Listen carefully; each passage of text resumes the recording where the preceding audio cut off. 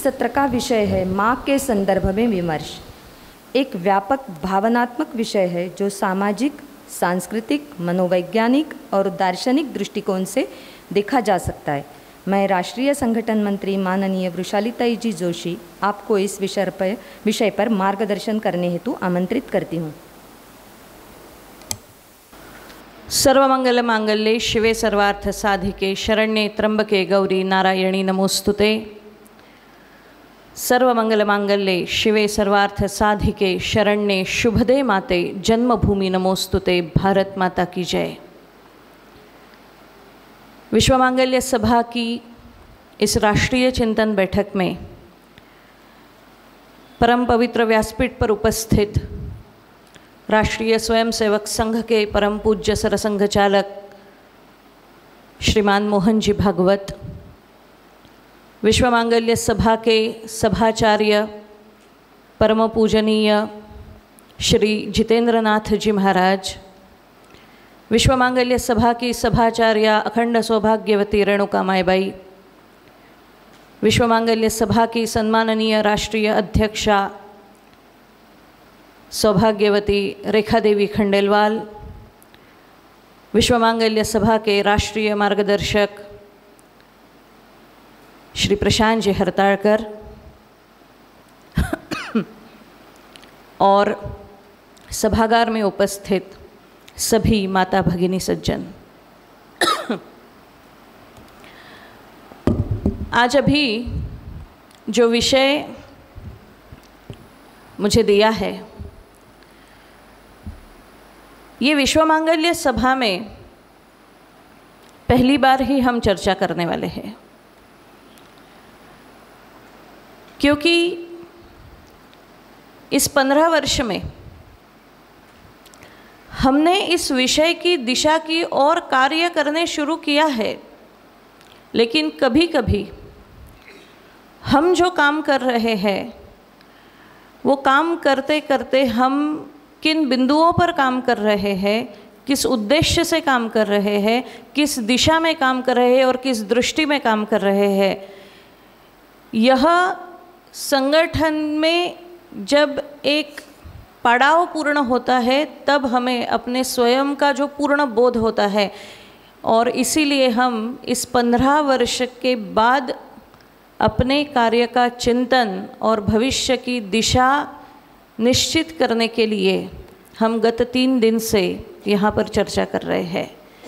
इसलिए जो कार्य हम कर रहे हैं उसका पूर्ण बोध, क्योंकि सहजता तो होती है, लेकिन वह सहजता ज्याला मराठीत बाळबोधपणा म्हणतात, जब बाळबोध कार्य, सहज कार्य सहजता से करते करते हम कितने बड़े परिवर्तन का अपने आप माध्यम हो सकते हैं, इसी में एक विषय आता है विमर्श। विमर्श माने क्या? हम जब ये विमर्श विषय समझेंगे तब आपको ऐसा लगेगा कि अरे ये तो हम कर रहे हैं, इसको विमर्श कहते हैं, ये तो हमें पता ही नहीं था। क्योंकि कभी हमने इस दृष्टि से बात नहीं की, बस इतना ही फर्क है। विमर्श का अर्थ होता है नैरेटिव्स। अब अगर हम नैरेटिव्स गूगल पर तुरंत सर्च करें तो उसकी एक व्याख्या आती है, skill of story telling, process और स्किल ऑफ स्टोरी टेलिंग, कहानी सुनाना। अब आप कहेंगे कहानी सुनाना ये कौन सी बड़ी बात है, ये कौन सा सत्र का विषय हो सकता है? ऐसा है, अभी पूरा जो विश्व है, ये पूरा विश्व हम देख रहे हैं, रोज़ न्यूज़ देखते हैं, किसी ना किसी युद्ध में अभी लिप्त है। कहीं ज़मीन के लिए युद्ध शुरू है, तो कहीं पानी के लिए युद्ध शुरू है, तो कहीं तेल के लिए युद्ध शुरू है, कहीं धर्म के लिए युद्ध शुरू है, हर जगह युद्ध शुरू है। और ये जो युद्ध है ये विविध माध्यमों से लड़ा जा रहा है, बम से, टैंकर से, ड्रोन से, है ना, ये सब माध्यम से युद्ध लड़ा जा रहा है। एक ऐसा ही युद्ध सालों से हम लड़ रहे हैं, और वो युद्ध है कहानियों का युद्ध, वॉर ऑफ नैरेटिव्स। ये समझने के लिए मैं एक आपको कहानी बनाती हूँ कि ये है क्या। एक छोटी सी कहानी है, एक किसान की कहानी। एक किसान होता है, उसके पास एक गधा होता है, गधा। अब उसको ये गधा बेचना होता है। उसी गांव में 5 भाई होते हैं। इनको ये गधा खरीदना था। अब क्या किया इन 5 भाइयों ने, लेकिन इनको ये गधा कम कीमत में खरीदना था। तो 5 भाई मिले, उन्होंने एक योजना बनाई। अब ये किसान बेचारा गया गधा बेचने, जा रहा था। रास्ते में क्या किया इन 5 भाइयों ने, हर चौराहे में एक एक भाई खड़ा रहा, दूर दूर दूर उस रास्ते में। अब ये किसान गधा लेके जा रहा है, थोड़ा देर चलता है। एक भाई वो किसान को बोलता है, अरे वाह भैया, कितना अच्छा बकरा है, कहाँ से लाया? किसान चौंक जाता है, अरे दिख नहीं रहा है तुझे, अंधा है तू, ये गधा नहीं दिख रहा है, बकरा क्यों बोल रहा है? किसान बोलता है बेवकूफ है, आगे चला जाता है। फिर थोड़ी देर बाद दूसरा भाई खड़ा रहता है, वो बोलता है इतनी अच्छी नस्ल का बकरा तो मैंने देखा ही नहीं, कहाँ से लाया भैया? किसान बोलते हैं अरे गधा है ये, बकरा नहीं है, पागल है क्या? और आगे चला जाता है। फिर से थोड़ी देर बाद एक भाई बोलता है, अपने गांव में कब से इतना अच्छा बकरा मिलने लगा, आपने कहाँ से लिया भैया? अब किसान बार बार गधे को देख रहा है, ये गधा है या बकरा है? चल रहा है, उसके मन में वही है कि ये गधा है या बकरा है, कुछ समझ में नहीं आ रहा है। चौथा भाई अगले चौराहे में मिल रहा है, वो भी उसको यही बोल रहा है कि अरे वाह, इतना अच्छा बकरा कितने में बेच रहे हैं? अब मात्र किसान को अब विश्वास हो गया है कि ये गधा नहीं, ये बकरा है। और वो 5वें भाई के पास जाता है और बकरे के कीमत में गधा बेच के आता है। ये है नैरेटिव्स। एक सत्य को इस दृष्टि से बताया जाता है, इस दृष्टि से जताया जाता है कि सामने जो झूठ का कवर उसको चढ़ाया जाता है कि सामने वाला ये मान ले कि ये सत्य कभी था ही नहीं, जो बताया जा रहा है वही सत्य है। और हम ऐसे कई विमर्शों के शिकार सालों से होते आ रहे हैं। और इस स्थिति की गंभीरता एक और चीज़ बढ़ाती है, वो है हमारा अपने प्रति ही अज्ञान। अपने धर्म के प्रति, अपने शास्त्रों के प्रति, अपने विचारों के प्रति, अपने तत्वों के प्रति जो घोर अज्ञान है, वो इस नैरेटिव्स को, इस झूठ को और गंभीरता प्रदान करता है। अभी विश्व मांगल्य सभा माँ पर काम करती है। हम मातृत्व के निर्माण पर काम करते हैं, हम मातृत्व की समग्र परिभाषाओं पर काम करते हैं, हम मातृत्व के एस्टैब्लिशमेंट पर काम करते हैं। हम 15 साल से कार्य कर रहे हैं। इसलिए अभी समाज हमारी तरफ एक निश्चित उम्मीद के साथ और गंभीरता के साथ भी देख रहा है। इसलिए अभी हमारा ये समय आ गया है कि हम अपनी समाज में, अपने परिवारों में, अपनी संस्कृति में, अपने राष्ट्र के संदर्भ में जो जो विषय परिवार और समाज को परिणाम कर सकते हैं, उन सभी विषयों को देखने की अपनी भी एक आलोचनात्मक दृष्टि का विकास करें।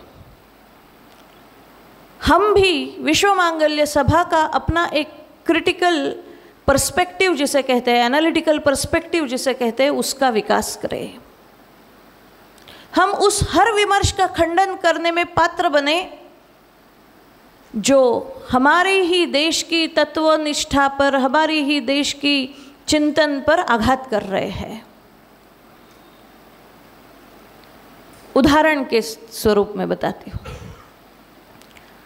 विश्व मांगल्य सभा में हम शुरुआत से साड़ी पहनते हैं। विश्व मांगल्य सभा का परिधान क्या? तो साड़ी। देखिए, हम कर तो रहे हैं 15 साल से। आज भी किसी भी शहर में जाएंगे, विश्व मांगल्य सभा की बैठक है ऐसा कहेंगे तो महिलाएं ऑफिस से घर जाती है, साड़ी पहन के बैठक में आती है। सामान्य सी बात है। इससे इस्टेब्लिश क्या होगा? इसका परिणाम क्या होगा? इसका समाज में परिवर्तन पे इसका इफेक्ट क्या होगा? तो एक छोटी सी बात, हमारे देश में सबसे ज़्यादा जो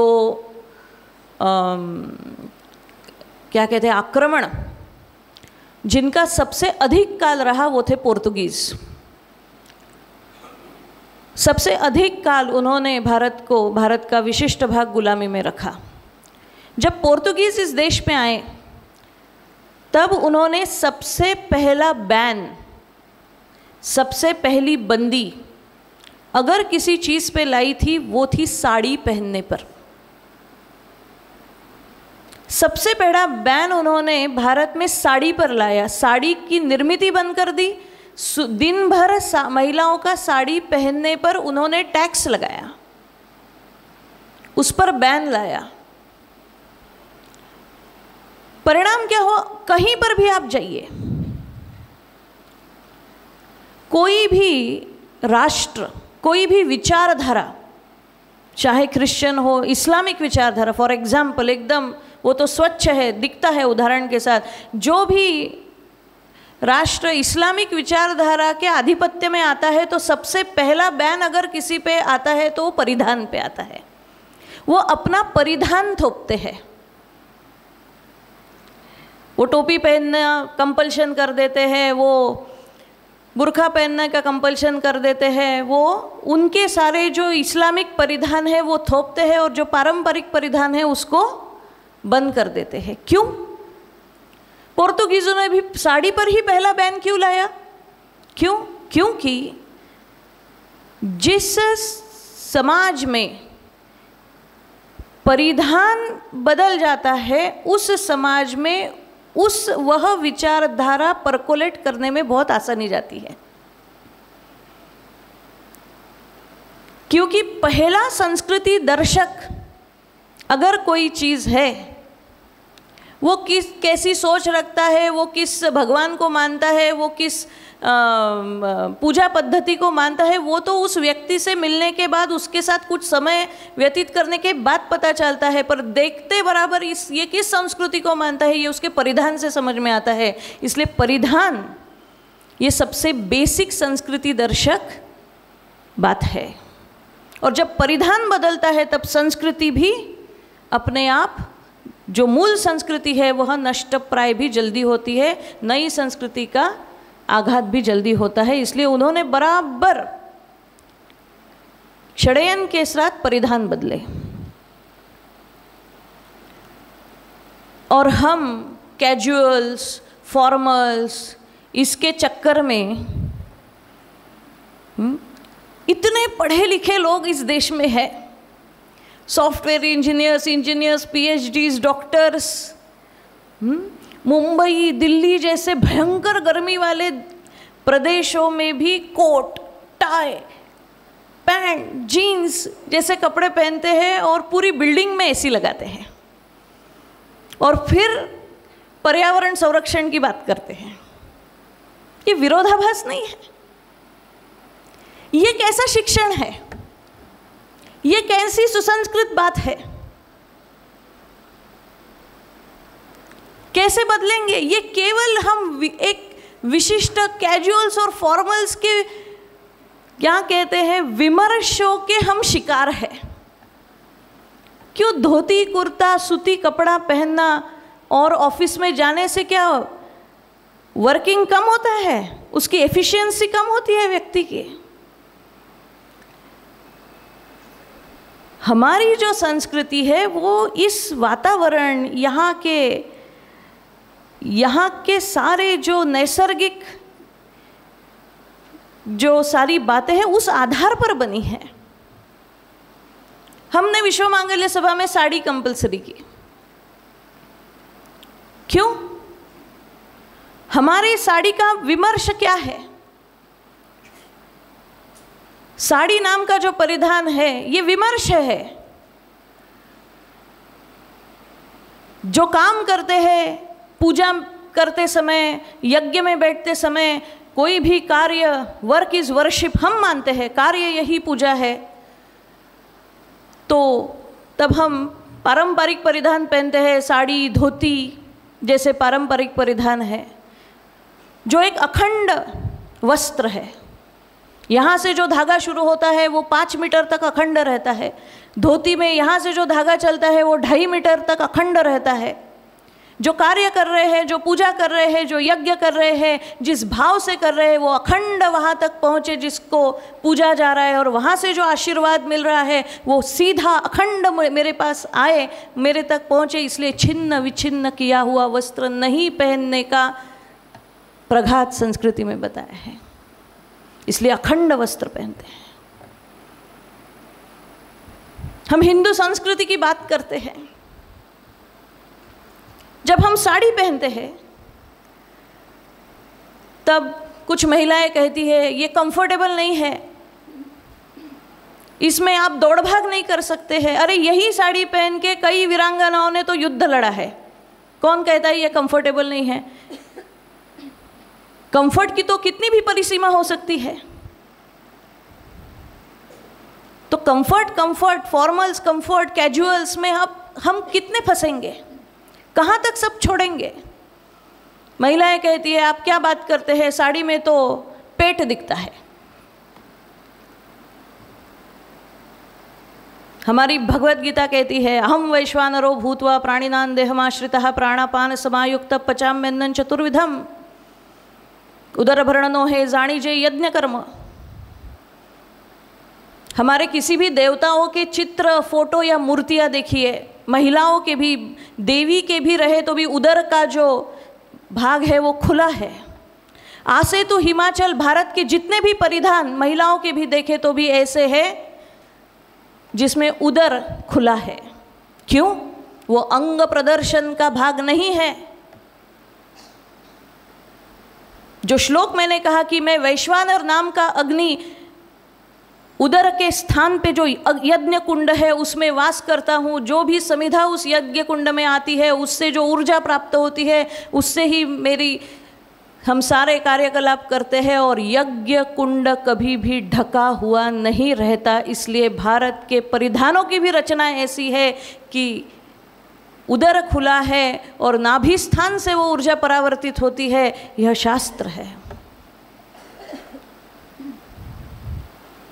हम हिंदुओं की बात करते हैं, हिंदू संस्कृति की बात करते हैं। एक परिधान के निर्माण में, एक सामान्य परिधान के निर्माण में जिस संस्कृति ने इतना सोचा है,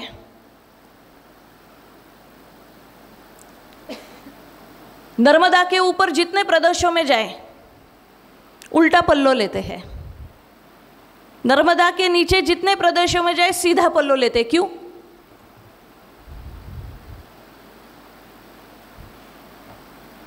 जो नर्मदा के ऊपर जितने प्रदेश है उनका अगर पंचांग देखे तो पूर्णिमा से पूर्णिमा चलता है।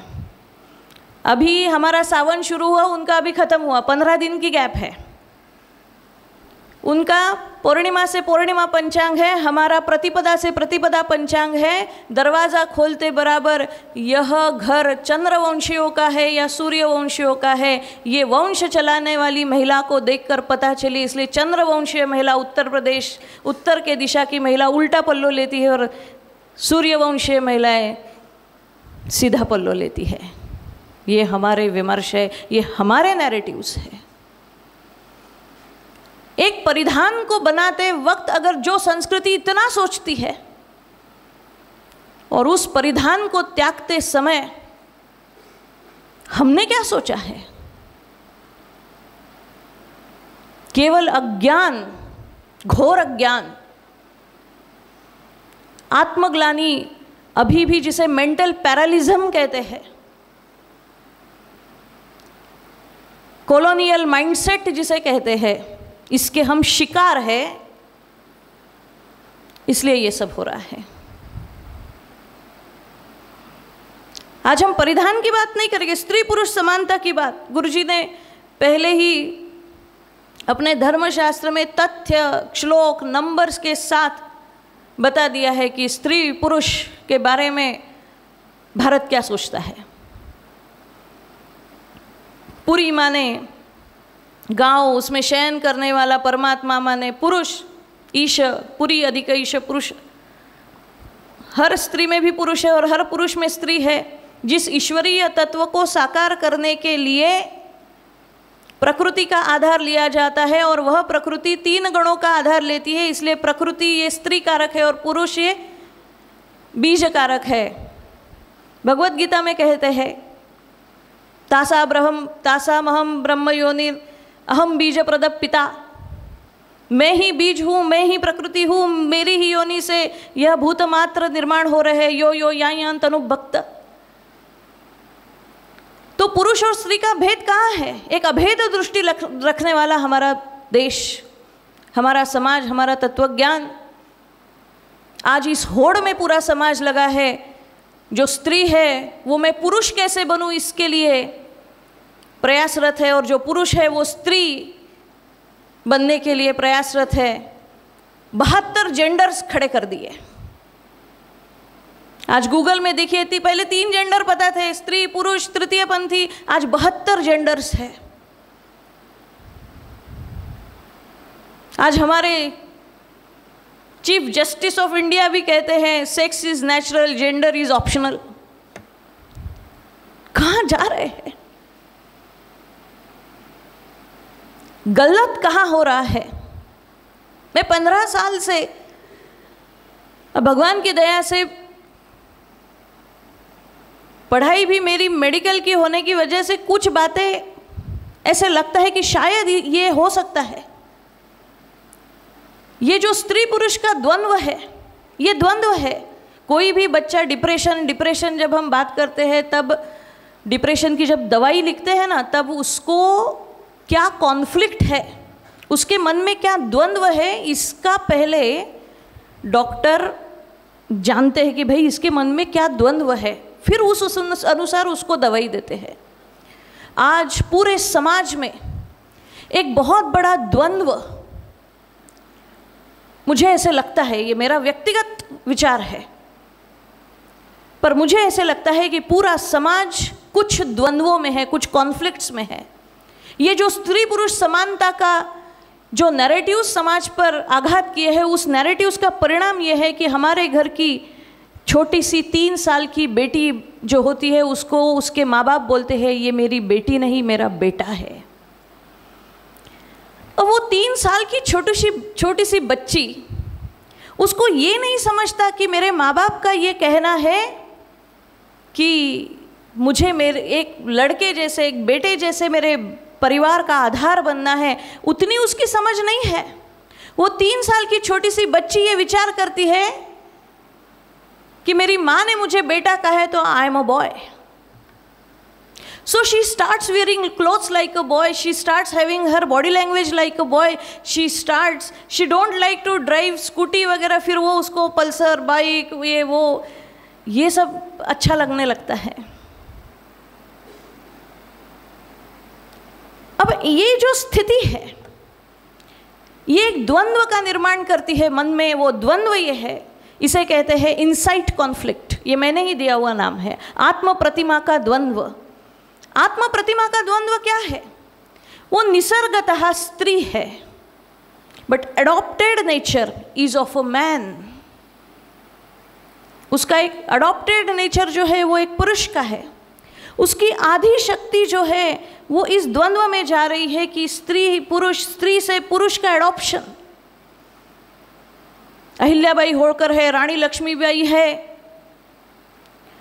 और भी जो बड़े बड़े नाम हम लेते हैं, वो इस प्रकार के किसी भी द्वंद्व में नहीं थे। इसलिए उनकी पूरी ऊर्जा उन पे कार्य पे वो गई। इसलिए शायद वो इतने पराक्रमी है, और आज इतना पढ़ा लिखा समाज होने के बाद भी हमारे पास 5 भी ऐसे नाम नहीं है।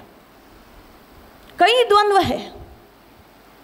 ये आत्म प्रतिमा का द्वंद्व है कि जब ऐसी स्त्री जब आंख बंद करती है तब वो उसको, उसकी प्रतिमा उसकी स्पष्ट नहीं होती कि वो पुरुष है कि स्त्री है। शरीर का धर्म है कि 11 बजे रोज अगर हम खाना खाते हैं तो 15वें दिन 11 बजे भूख लगती है। जब निसर्गता स्त्री है, जी रही पुरुषों के समान, ऐसी स्त्री में मैं गारंटी के साथ कहती हूँ, उनका ब्लड चेक कीजिए, उनमें एड्रेनल हार्मोन्स ज़्यादा रहेंगे, क्योंकि उनका शरीर अब अडॉप्ट हो गया है। अब उनको चेंज करना मुश्किल है। अब उनको उसी अवस्था में एक अच्छी दिशा देने की आवश्यकता है, बस वही हम कर सकते हैं। लेकिन ये पूरे समाज में हो रहा है, ये दर्द और दुख की बात है। एक और बहुत बड़ा विमर्श शरीर सौंदर्य के जो पूंजीवादी राष्ट्र है, उनको उनके सारे क्या कहते हैं उसको, कॉस्मेटिक्स बेचने हैं, हार्मोन्स बेचने हैं, गोलियां बेचनी है। सब कहते कि हम आपको जवान ही रखेंगे, ये करो वो करो, ब्यूटी प्रोडक्ट्स लो, गोलियां खाओ। इससे एक और द्वंद्व निर्माण हो रहा है, वो पूरे समाज में है। उस द्वंद्व को मैं कहती हूँ एज एक्सेप्टेंस कॉन्फ्लिक्ट। छोटे बच्चे गलत समय में गलत चीज़ें जल्दी देख लेते, इसलिए वो अपने उम्र से जल्दी बड़े हो रहे हैं। जो बड़े हैं उनको बड़ा नहीं रहना है, वो मैं छोटा कैसे दिखूं या कैसे लगूं, इसमें प्रयासरत है। और जो बूढ़े हैं उनको बूढ़ा तो बिल्कुल नहीं रहना है, वो और जवान कैसे दिखेंगे इसके प्रयास कर रहे हैं। कोई भी एज ग्रुप अपने एज के अनुसार जी नहीं रहा है। परिणाम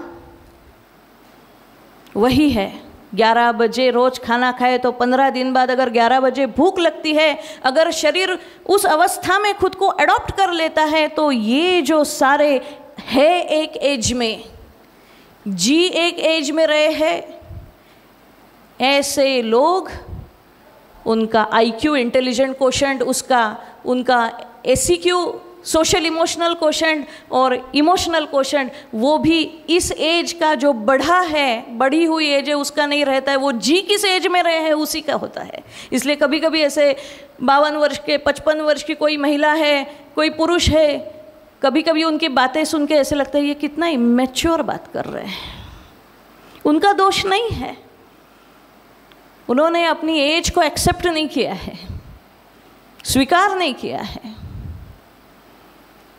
ये एज एक्सेप्टेंस कॉन्फ्लिक्ट है, ये भी एक विमर्श है। हम अहिल्याबाई के इतना नाटक देखे, अहिल्याबाई का नाटक का हर एक एपिसोड, 15 एपिसोड नाटक में है, 15 विमर्श है।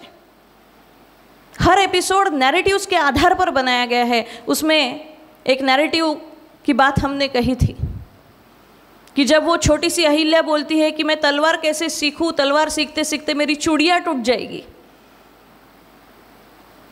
तो फिर उसके गुरु उसको समझाते हैं, अरे चूड़ियाँ तो स्त्री का सौंदर्य है। हमें बताया गया कि चूड़ियाँ क्या है, बेड़िया है। ये विमर्श है, बचपन से हमें यही सिखाया गया, चूड़ियाँ बेड़िया।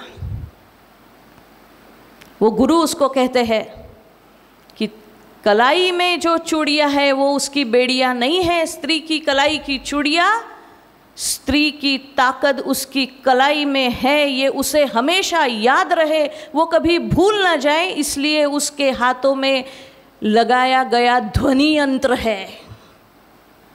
इसलिए जब कोई पुरुष डरता है, भाग जाता है, तब हम उसको कहते हैं ले चूड़ियाँ पहन। इसका अर्थ तू स्त्री समान कमज़ोर है ऐसा नहीं होता, तो तू तेरी कलाई की हाथों की ताकत भूल गया है, इसलिए ये ध्वनि यंत्र मैं तुझे दे रही हूँ ताकि तुझे याद आ जाए कि तेरी कलाई में ताकत है। इसलिए हम ये कहते हैं ये हमारा नैरेटिव है। संस्कृति पे जो आघात हो रहे हैं, समस्याएं हैं, उसका चिंतन करने से पहले उसका विश्लेषक दृष्टि से अगर हम देखें, उसके पीछे सत्य क्या है वो अगर जाने और उस अनुसार हमारा आचरण भी रहे, तभी हम एक सशक्त, सुदृढ़ दृष्टिकोण रखने वाली सांस्कृतिक समाज का निर्माण कर सकते हैं। इसलिए केवल शुष्क ज्ञान आवश्यक नहीं है, इसके साथ आचरण भी उतना ही आवश्यक है। वो चाणक्य की सीरियल में एक डायलॉग था, वो कहते हैं कि वह संस्कृति नष्ट हो जाती है अगर संस्कृति आचरण से निकल जाए। आज धीरे धीरे हमारी संस्कृति हमारे दैनंदिन आचरण से निकल रही है। इसके लिए हम स्टेक होल्डर्स ऑफ समाज को सुधारने के जो स्टेक होल्डर्स है, हमारी जैसे ऑर्गेनाइजेशंस, उनका काम क्या है? इस स्थिति को रोकना।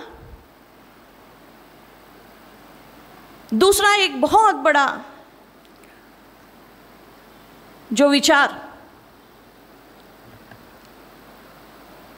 जो हमारे बारे में कहा जाता है, आज हमारे सारे संयुक्त कुटुंब है। पूजनीय मोहन जी ने कहा कि जब समाज छोटा छोटा छोटा हो जाता है तब अपने आप उसमें विकृतियां निर्माण हो जाती है। आज तो हम सब माताएं जब कहती है कि मैं ही मां क्यों बनूं, इस पर झगड़ा। हम भी जब कार्य करते थे, ये पूजा जी है, ये सब है, हमको भी कई बार ये प्रश्न पूछे गए हैं कि आपने तो शादी नहीं की है, आपको तो कोई बच्चा नहीं है, आप क्या मां कैसे अच्छी रहेगी ये बता पाएंगे? सभी को पूछा है। तब ये पूछती थी हमें कि हम इसका उत्तर कैसे दें। लोग हमको बोलते हैं कि आप माँ तो नहीं है, आप कैसे बता सकती है अच्छी माँ कैसे होती है।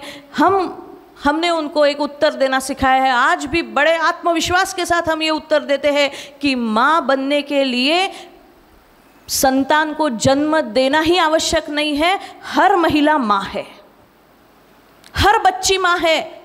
हमारे घर के 1.5 साल की छोटी बच्ची भी गुड़िया से खेलती है।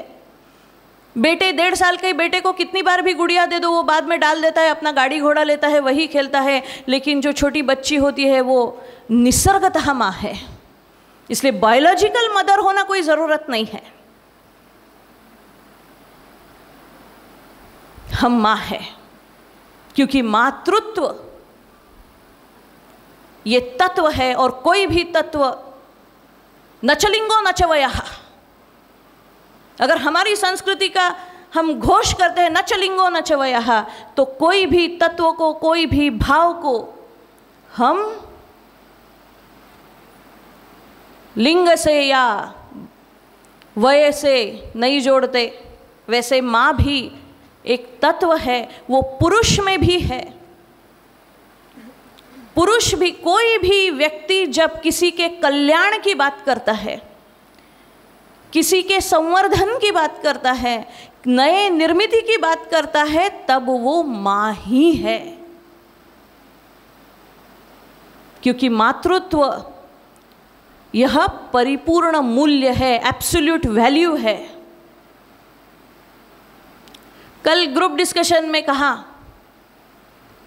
कर्तव्य दायित्व दर्शिका का ग्रुप डिस्कशन ग्रुप सी का चल रहा था। किसने तो भी प्रश्न पूछा, हम अध्यक्ष को अध्यक्षा क्यों नहीं कहते, राष्ट्रपति को राष्ट्रपत्नी कहते हैं क्या? क्योंकि वो स्थान है। वह जगह है। इसलिए अध्यक्ष, अध्यक्ष अधि अक्षता, जो दूर की दृष्टि रखता है वह अध्यक्ष है, वो स्त्री रहे या पुरुष रहे। अगर हमारी संस्कृति स्त्री पुरुष में भेद नहीं करती है तो हम क्यों करते हैं? हम तत्वों में, विचारों में, स्थानों में भेद क्यों करते हैं? वो एक प्रार्थना है। अब मुझे मठ की बहुत सारी प्रार्थना याद है, तो मठ की एक प्रार्थना है, अशी दृढ़ प्रतिज्ञा करितो मिनाथा।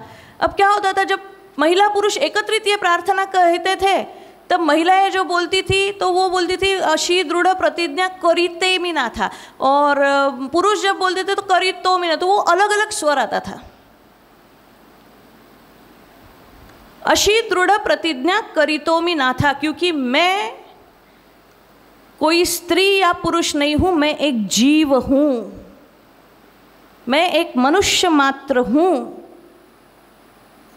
इस भाव से अगर हम गाए तो हमें हर शब्द में ये भेद आता ही नहीं है। अब कानड़ी में, कन्नड़ में, आपके बेलगाव में, अब ये रश्मिता ही बोलती है वो ते राधिका झोपलं होतं, कारण त्यांच्या भाषेत लिंगच नाही आहे। वो तो बहुत समान दृष्टि रखने वाले लोग हैं कम से कम बोलते तो ऐसे है।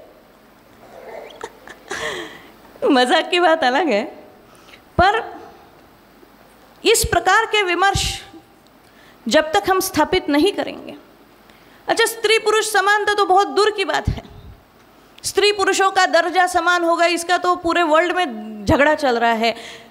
हमारे में स्त्री के दर्जे में भी बहुत फर्क है, उस पर भी हमें काम करना पड़ेगा। कुमारिका का दर्जा अलग है, सुवासिनी का दर्जा अलग है, विधवा का दर्जा अलग है, घटस्फोटित का दर्जा अलग है, परित्यक्ता का दर्जा अलग है, लैंगिक शोषण जिसका होता है उसका दर्जा अलग है। इस दर्जे का कैसे समानता लाएंगे? गुरुजी ने बोला विधवा, विधवा का दर्जा और ये अलग है। अब उसको वो पूजा करने का अधिकार नहीं है, उसको किसी की आरती उतारने का अधिकार नहीं है। बराबर है, नहीं है, सत्य है, पर कारण क्या है? मैंने कहा ना, एक सत्य जब बार बार झूठ झूठ झूठ करके ही बोलेंगे तो हमको झूठ ही लगता है। हमारी संस्कृति का विधान है, धर्म सिंधु में लिखा है, खोलकर कभी देखते नहीं इसलिए पता नहीं। वैधव्य ये जीवन की उच्च स्थिति है। बहुत बड़ा मैंने ऑब्जेक्शनेबल स्टेटमेंट आज किया है, लेकिन लिखा है, मैंने नहीं बोला। वो कहते हैं कि वैधव्य ऋणमुक्त जीवन स्थिति है। वह महिला जीवन के हर ऋण से मुक्त हो जाती है, इसलिए वह संन्यस्त अवस्था में है। संन्यासः इति संन्यासः, न्यास माने ट्रस्ट। श्री राम मंदिर न्यास, वो न्यास है, इसलिए वो सन्यासी। अब वह खुद के लिए नहीं है, अब वह समाज का पालन पोषण करेगा, वह समाज का उत्थान करेगा। इसलिए अब वह अकेला नहीं है, अब केवल अनेक ही अनेक है। एकांत माने एक का अंत हो जाना, माने एकांत है। एक का समाप्त हो जाना और केवल अनेक ही मेरा अस्तित्व है, यह स्थिति आना माने संन्यासः। और ऐसी महिला जो ऋणमुक्त है वह सन्यासी है, और इसीलिए संन्यस्त जीवन के जो नियम है वह नियम उसे लागू होते हैं। इसलिए अग्नि स्पर्श वर्ज्य होता है, इसलिए उसको ये सब करने का नहीं बोला है। पर उसका जो विपर्यास हुआ वो इतना भीषण हुआ कि अज्ञान है। वो सही है ऐसा मैं नहीं बोलती, लेकिन अज्ञानवश हम संस्कृति को कटघरे में खड़े करते हैं। बदलना चाहिए, आज के परिप्रेक्ष्य में बदलना चाहिए। हमारा कोई ऐसा बाइबल कुरान तो है नहीं कि चीज़ें बदलेगी नहीं। काल सापेक्ष परिस्थिति अनुसार चिंतन उस पर होने के बाद, चिंतन बैठक होने के बाद जो चलती आई चीज़ें हैं उसको बदलो आवश्यकता पड़ने पर, ये तो पूर्ण अधिकार है और उसको सर्वमान्य करो। आज हम माँ क्यों बने, हम सबके लिए क्यों जिए, मैं क्यों बेटे का करूं, मैं क्यों परिवार का करूं, मैं क्यों सास ससुर का करूं, ये क्यों क्यों क्यों, मेरी स्पेस, मेरा स्वातंत्र्य, मेरे अधिकार, इसका झगड़ा जो दिल में चल रहा है, मन मस्तिष्क में डाल दिया है, इसका उपाय केवल एक है। क्यों हमारी संस्कृति में इस प्रकार के दायित्व है, हम दायित्व कहते हैं? क्योंकि हमारे तत्वों का जो आधार है वह आधार केवल और केवल कर्तव्य है। हम कभी अधिकार के आधार पर विचार नहीं करते, हम राइट्स के आधार पर विचार नहीं करते, हम कर्तव्यों के आधार पर विचार करते हैं। ये भी एक्सट्रीमली साइंटिफिक इसलिए है, इसलिए हमारे देश ने विश्व का सबसे बड़ा सिद्धांत जो इन सभी समस्याओं का उत्तर निकालेगा, वह पूरे विश्व का सबसे उच्च सिद्धांत हमारे राष्ट्र ने दिया है। वो सिद्धांत है निष्काम कर्मयोग का सिद्धांत। कर्मण्येवाधिकारस्ते मा फलेषु कदाचन मा कर्मफल हेतुर्भूमाते संगोस्त्व कर्मणि। और इस निष्काम कर्मयोग का मूर्तिमंत उदाहरण माने माँ है, मूर्तिमंत अभिव्यक्ति माने माँ है। जो निष्काम कर्मयोग की मूर्तिमान स्थिति है, आज उसके ही मन में राइट्स का वायरस डाल के हमने उसको उसके कर्तव्यों से च्युत करने का अत्यंत घृणास्पद प्रयास किया है। ये सिद्धांत इसलिए बहुत साइंटिफिक है क्योंकि हमारा भी नियंत्रण केवल और केवल कर्तव्यों पर हो सकता है। हमारा नियंत्रण कभी अधिकारों पर नहीं हो सकता, क्योंकि अधिकार तो कोई तो भी देने वाला होता है, कहीं से तो भी मिलने वाले होते हैं। केवल कर्तव्य करने पर ही हमारा नियंत्रण है। इसलिए भगवान कहते हैं तू केवल तू कर्म कर, फल की अपेक्षा मत कर। ये कहने के पहले परमेश्वर भगवान इसकी भी व्यवस्था करके रखते हैं कि तू निमित्त बन, जीत तेरी ही है, चिंता मत कर। लेकिन हमारा अपने कर्तव्यों पर ही विश्वास उड़ गया, इसलिए वैसे फल भी नहीं मिले। आज अधिकार के आधार पर विचार करते हैं, इसलिए केवल झगड़ रहे हैं। इस झगड़े से उत्तर नहीं मिलने वाला। हमें पुनः इस समाज के हर व्यक्ति को अपने कर्तव्यों के आधार पर जीने की दृष्टि देनी पड़ेगी। उनके विचार उतने सक्षम करने पड़ेंगे। आचरण में हम बार बार भाषा, भूषा, भजन, भोजन, भवन, भ्रमण, भ की बात करते हैं। ये भ क्या है? हर शब्द में भ है। सूर्य की जो आभा होती है, जो सूर्य का तेज होता है, उस तेज से आता है भ शब्द। ऐसी भाषा बोलो जो तेज का निर्माण करे, जो लोगों को प्रेरित करे। ऐसी भाषा, ऐसी भूषा पहनो जिसमें आप तेजस्वी लगे, इसलिए भूषा। ऐसा भोजन करो जिससे तेज का निर्माण हो, शक्ति मिले। ऐसी जगह भ्रमण करो जिससे प्रेरणा मिले, तेज मिले जीवन को। ऐसा भवन रखो, मंगल भवन अमंगलहारी। ये हमारे विमर्श है। जब तक हमें इन सभी अपने विमर्शों पर विश्वास नहीं रहेगा, आत्मविश्वास नहीं निर्माण होगा, वैसी कार्यपद्धति का निर्माण नहीं होगा और वैसे उपक्रमों के माध्यम से, सदाचार सभाओं के माध्यम से हम समाज को ये आग्रह नहीं करेंगे कि इस प्रकार का आचरण और ये अज्ञान हम दूर नहीं करेंगे, तब तक मुझे नहीं लगता इस चिंतन बैठक का निष्कर्ष हम निकाल पाएंगे।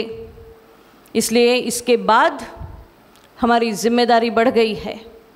अब हम इस दृष्टि से चीज़ों को देखेंगे, सोचेंगे, समझेंगे और अपना आगे का सारा जो रास्ता है वो प्रकाशित करेंगे। इसी विश्वास के साथ और इसी आश्वासन के साथ मैं इस पवित्र व्यासपीठ को प्रणाम करके अपनी वाणी को विराम देती हूँ। भारत माता की जय।